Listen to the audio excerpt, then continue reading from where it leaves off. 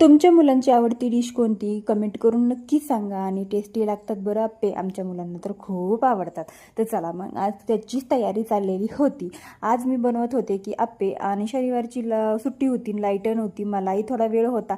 मी डोश्यासाठी batter बनवून ठेवलेलं होतं, पण त्याचे बनवायचे होते आप्पे. त्याच्यामध्ये अगोदर चटणी बनवून घेतली, त्यानंतर टोमॅटो कापला, कांदा कापला, त्यानंतर ते बॅटरमध्ये टाकला आणि त्याचे आप्पे बनवून घेतले आणि छान मस्त टेस्टी झाले होते.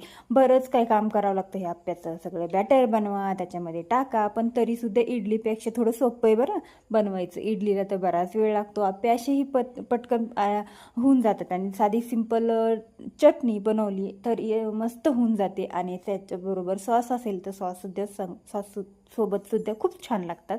आणि विशालची अशी लुडबुड लुडबुड चाललेली होती मध्ये. तो बघत होता की झाले का नाही. त्याला लागलेली होती भूक, ते शाळेतून आलेला होता. तसं तुम्ही जेवायला बनवलेलं होतं, पण त्यांना नाही.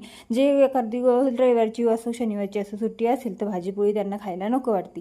असेच वेगळं चटरपटर खायचं असतं, तर मग बनवून द्यायचं असतं ना. तर त्यामुळंच मग हे चाललं होतं त्याचे उठारेटे. तर चला, आज बाहेर ऊन पडलेलं होतं, पण त्यातूनच मधून मधून पाऊस येत होता ना. असे मस्त पंचे आप्पे झालेत बघा, मस्त असे सॉफ्ट, जसं पाऊस असतो ना तसं असं पंची होत होते. तसं मी तुम्हाला करून दाखवत होते. तर बघा असे मस्त टेस्टी झालेत, खाऊन पण बघितले. आता करता आवडता पदार्थ असेल, एखादं खाऊचं वाटलं तर करता कोण खातं बरं सांगा. मी तर टेस्ट करून बघतेच, मला तर खूप आवडतं टेस्ट करून बघायला.